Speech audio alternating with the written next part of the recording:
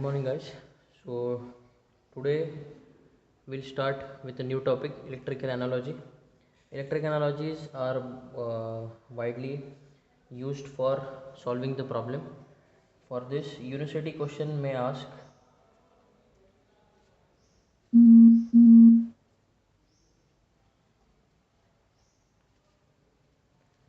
explain in brief the analogy between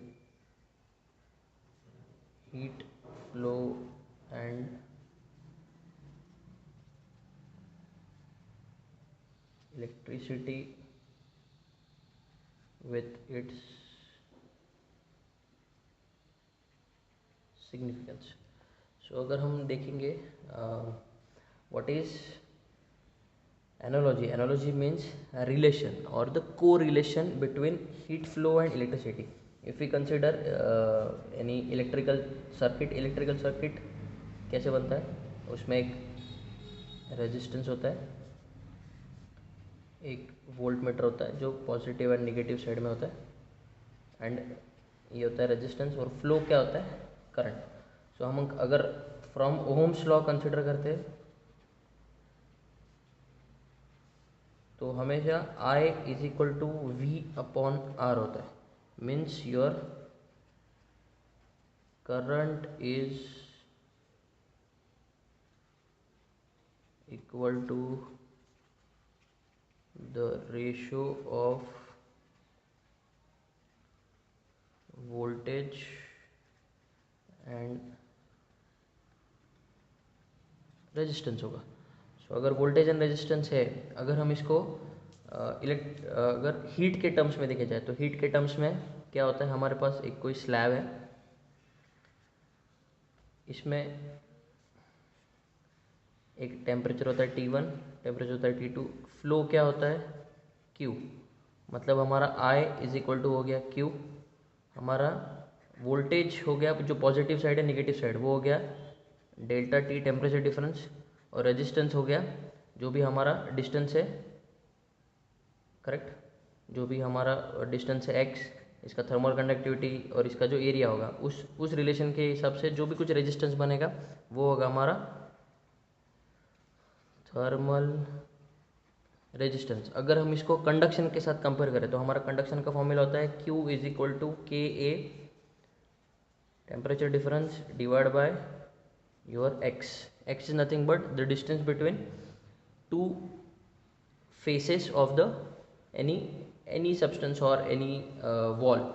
सो अगर हम इसको इस फॉर्म में कन्वर्ट करें I is equal to V upon R, तो हमारा I क्या होता है? Q. हमारा V क्या है? It is your temperature difference. फिर हमारा R क्या बनेगा? X divide by K A. So X divide by K A is nothing but your R, और यही है आपका thermal resistance.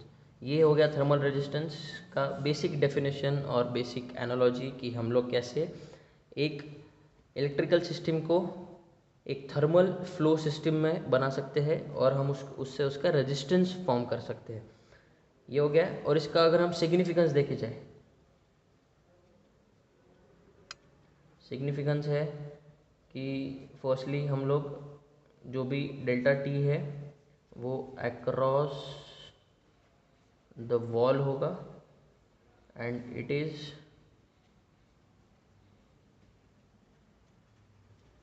Equivalent to voltage या फिर पोटेंशियल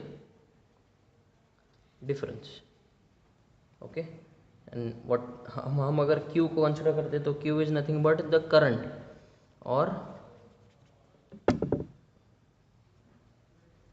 हीट फ्लो रेट जो एक्चुअली फ्लो हो रहा है. Correct guys. सो इसका लास्ट सिग्निफिकेंस है आपका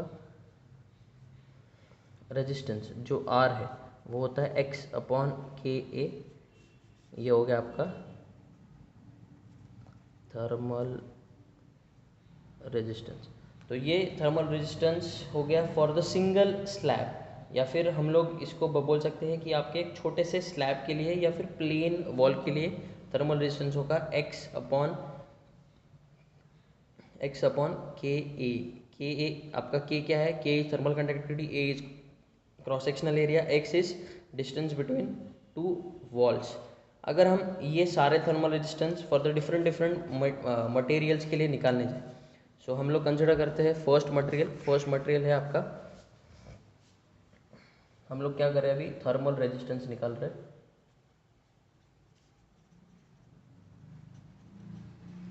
फॉर डिफरेंट मटेरियल्स फर्स्ट अगर हम निकालते हैं heat transfer in plane wall by conduction. अगर हम प्लेन वॉल बाय कंडक्शन लेते हैं तो हमें सबसे पहले वॉल चाहिए।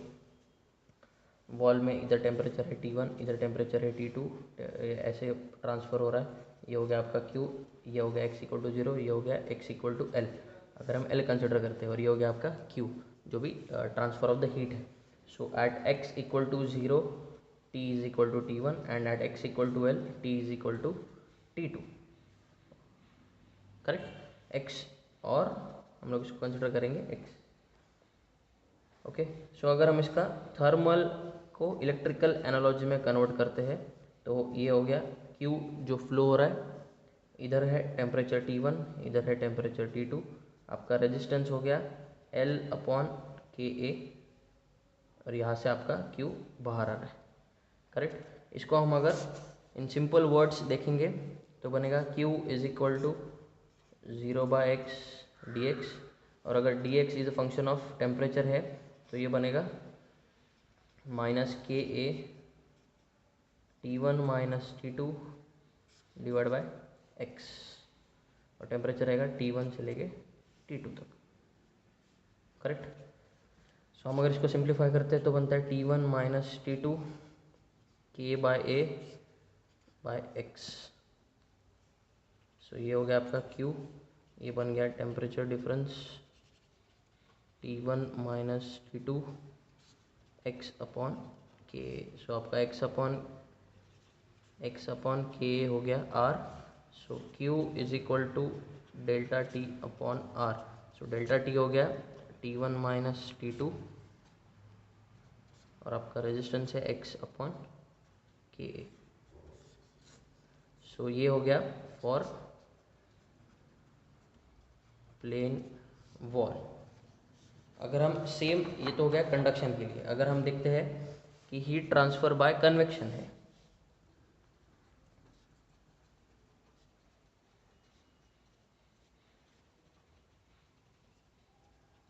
हीट ट्रांसफर बाय कन्वेक्शन है, तो हीट ट्रांसफर बाय कन्वेक्शन कैसे होगा, अगर हमारे पास एक प्लेन वॉल है, हम इसको कंसिडर करते हैं, इसके आउटसाइड में Q जा रहा है, ये हो गया उसका आउटसाइड टेम्परेचर, ये हो गया उसका इनसाइड टेम्परेचर इन्फिनिटी, सपोज ये हो गया T इन्फिनिटी। और always remember TW always greater than T infinity होगा तो ही कन्वेक्शन पॉसिबल है। आउटसाइड कन्वेक्शन होगा H, इसके ऊपर से सपोज फ्लूइड जा रहा है, इफ़ दिस फ्लूइड या एयर जा रहा है, तो हम इसको अगर इलेक्ट्रिकल में कन्वर्ट करेंगे तो रेजिस्टेंस इज नथिंग बट जहाँ पे एक्चुअली हीट ट्रांसफ़र हो रहा है। सो रेजिस्टेंस ऑफ कन्वेक्शन अगर हम निकालेंगे तो होगा 1/HA, क्योंकि यहाँ पे कोई डिस्टेंस है नहीं, कोई डिफरेंस है नहीं, और ट्रांसफ़र क्या होगा Q। अगर हम फ्रॉम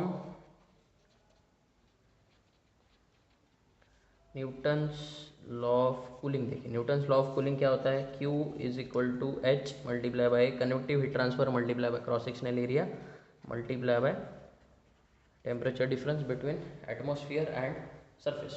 तो अगर हम इसको कन्वर्ट करेंगे हमारे टर्म्स में, हमारे टर्म्स क्या होता है, I is equal to V upon R। So Q is equal to delta T upon R। इस हम अगर इसमें कन्वर्ट करने चाहें तो हमें मिलेगा Q is equal to TW minus T infinity divide by 1/HA। So 1/HA होता है आपका कन्वेक्शन रेजिस्टेंस। तो अगर हम कन्वेक्शन रेजिस्टेंस के बारे में थोड़ा डिस्कस करें तो कन्वेक्टिव रेजिस्टेंस हो सकता है 1/HA। ये हो गया for plane wall in convection. Okay, so हमने आज देखा इलेक्ट्रिक एनालॉजी, सीखा electric analogy for plane wall. Plane wall के बाद हमने देखा प्लेन वॉल में अगर कंडक्शन हो रहा है तो कैसे हीट ट्रांसफर होगा, और अगर कन्वेक्शन हो रहा है तो कैसे हीट ट्रांसफर होगा। नेक्स्ट हम इसमें देखेंगे, हमने अभी सिर्फ प्लेन वॉल के देखा, आगे हम देखेंगे अगर प्लेन वॉल सीरीज में लगे हुए हैं और प्लेन वॉल अगर पैरेलल में लगे हुए हैं तो क्या क्या डिफरेंस हो सकता है। Okay guys, thank you.